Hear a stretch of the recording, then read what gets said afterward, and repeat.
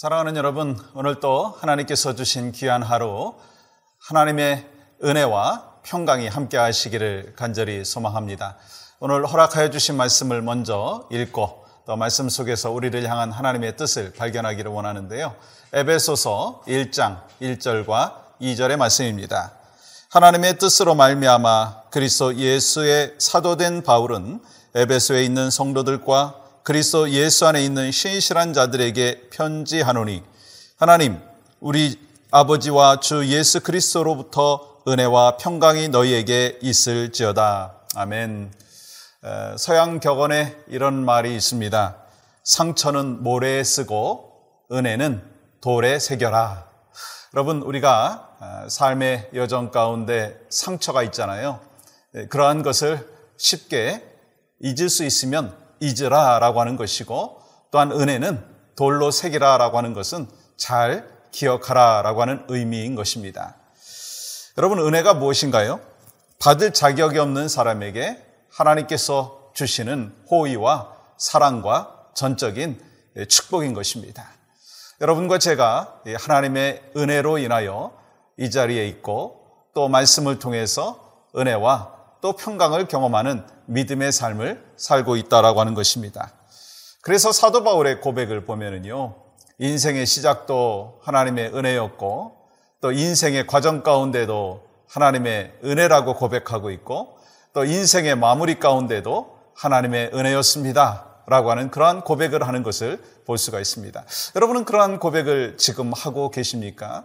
삶의 현실과 어려움 속에서 무엇을 탓하고 은혜와 평강이 아닌 두려움과 염려 속에서 혹시 살고 있지 아니하냐라고 하는 것입니다.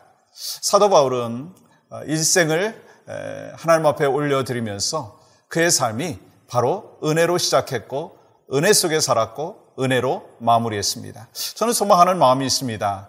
그러한 사도 바울의 삶의 모습이 바로 여러분과 저에게도 있기를 간절히 소망합니다. 그런데 가만히 보면요, 은혜라고 하는 것, 평강이라고 하는 것에 대하여서 늘 사도 바울이 말씀을 하셨고 그것을 우리에게 강조하셨는데, 참 우리가 사도 바울의 삶을 잘 알고 있잖아요.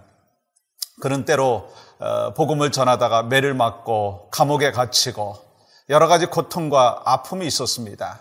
또 육신의 질병까지도 있었습니다. 그럼에도 불구하고 그는 삶의 모든 영역에서 하나님의 은혜였다. 한마디로 말하면 나는 은혜 덩어리입니다. 그렇게 고백하는 것이 바울의 고백일 뿐만 아니라 소망하기는요, 여러분과 저의 고백이 되기를 간절히 소망합니다. 그렇다면 여러분, 이 사도 바울이 어떤 은혜 속에서 살았느냐는 거예요. 무엇에 대한 은혜가 있었느냐는 거예요. 그리고 여러분과 저의 삶의 여정 속에서도 어떠한 은혜가 있느냐라고 하는 것입니다. 그 첫 번째는요, 우리가 예수 그리스도로 인하여서 부름받은 사람이 되었다는 거예요. 부름받으심에 대한 은혜라고 하는 것입니다. 여러분, 1절은 이렇게 시작하잖아요. 하나님의 뜻으로 말미암아 그리스도 예수의 사도된 바울은, 하나님의 뜻으로 말미암았다라고 하는 것은요, 바울의 인생의 주도권은 내가 아니라 바로 주님이시다라고 하는 거예요. 주권을 인정하고 있는 것입니다. 그래서 하나님의 뜻으로 말미암아 사도된 바울이라고 하는 것입니다.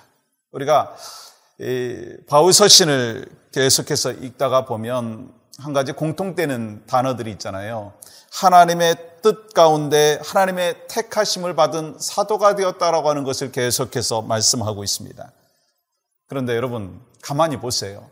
사도 바울이 처음부터 그렇게 부르심을 받은 하나님의 사람으로 살았느냐는 거예요. 그는 복음을 증거하는 크리스찬들, 예수 그리스도를 믿는 크리스찬들을 핍박하는 주동자였습니다. 스데반을 죽이는 데 있어서 주도적인 역할을 했습니다. 또 다메섹에 가서 복음을 전하는 크리스찬들을 향하여서 감옥에 가두고 그들을 체포하기 위해서 가고 있었습니다. 그런데 우리 주님이 다메섹에 가는 길 속에서 바울을 만나주셨어요. 그를 불러주셨어요. 그래서 그는 이 하나님의 백성으로, 사도로 죄의 영광을 드러낸 축복의 통로로 살게 되었다라고 하는 것입니다.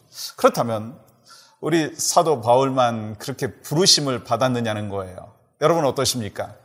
저도 가만히 보면 모태신앙으로 자랐고 그래서 이 하나님의 일을 감당한다라고 생각을 했지만 그러나 때로는 제 생각과 제 주장과 그리고 주님의 부르심이 아니라 그냥 부모가 교회를 나가셨으니까 나도 따라 나갔다라고 하는 그런 생각 속에서 어린 시절을 또 청소년 시절을 보낸 적이 있습니다.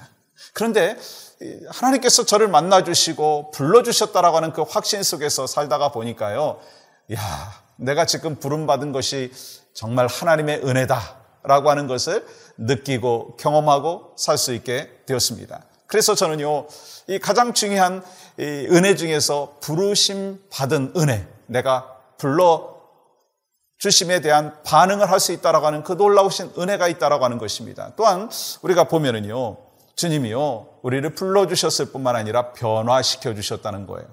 바울은 예수님 만나서 예수님 안에서 살아가는 그 삶의 모습 속에서 변화의 삶을 살았습니다. 근데 가만히 보니까요, 바울 한 사람으로 인하여 변화의 역사가 있었는데 그에게만 있었던 것이 아니라 이 세상 많은 사람들에게 변화의 역사를 전해주고 있더라고요. 그 바울 서신을 통해서 이 과거에도 지금에도 또 앞으로도 이 변화의 계기를 걸어갈 수 있도록 하나님께서 그를 사용하여 주셨다는 거예요. 그래서 중요한 것은요, 여러분과 저도 은혜로 사는 하나님의 사람인데 무슨 은혜느냐라고 하는 거예요. 변화시켜 주신 은혜. 아직도 변화되고 있는 그 과정 속에 있지만 그래도 내가 나된 것은 하나님의 은혜이고 지금 변화받은 것은 하나님의 은혜라고 하는 것입니다. 여러분 그것을 분명히 고백할 수 있으십니까? 그것이 바로 여러분과 저의 삶의 모습이기를 원합니다. 그래서 1절에 이렇게 말씀하죠. 그리스도 예수 안에서. 우리가 그리스도 예수 안에서 있기 때문에 이 변화를 경험하고 계속해서 변화된 삶을 살아갈 수 있다고 하는 것입니다. 또한 한 가지 더 있더라고요. 평강의 은혜라는 거예요. 우리 그리스도인들은 하나님으로부터 받은 복이 있는데 그것이 은혜와 평강이라는 거예요. 여러분 2절 다시 한번 볼까요? 하나님 우리 아버지와 주 예수 그리스도로부터 은혜와 평강이 너희에게 있을지어다. 우리 주님이 우리에게 두 가지 선물 주셨어요. 하나는 은혜라고 하는 것이고 또 하나는 평강이라고 하는 거예요.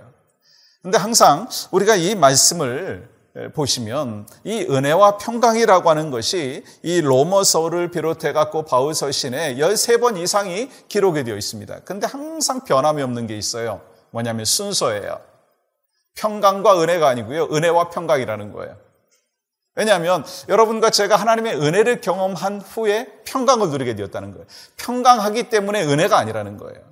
그러니까 여러분과 제가 지금 코비드-19이라고 하는 어려운 삶의 현실 속에서도 하나님의 은혜가 우리 안에 있으면, 성령 충만한 은혜가 우리 안에 있으면 우리는 평강을 누릴 수 있다는 것입니다. 평강하기 때문에 은혜를 기억하는 것이 아니라는 거예요. 저는 오늘 여러분과 저에게 주시는 하나님의 메시지가 무엇인가? 그것은 은혜로 살자는 거예요. 하나님의 은혜를 기억하자는 거예요. 하나님의 은혜를 회복하자는 거예요. 그것이 내 힘으로 할 수 있습니까? 그것도 불가능하죠.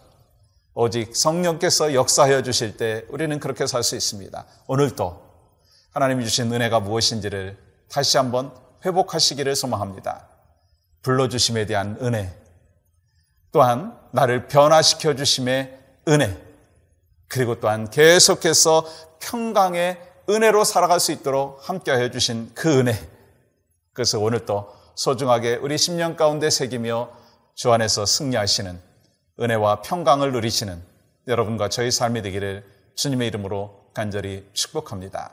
기도합니다. 하나님 감사합니다. 오늘도 주의 은혜와 평강 속에서 승리하며 살아갈 수 있도록 성령이여 우리를 또한 붙잡아 주시옵소서. 예수 그리스도의 이름으로 기도하옵나이다. 아멘.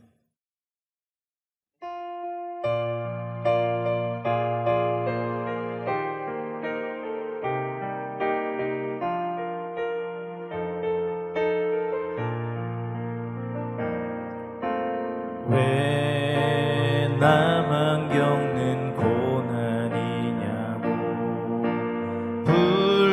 불평하지 마세요. 고난의 뒤편에 있는 주님이 주실 축복 미리 보면 들으면서 감사하세요.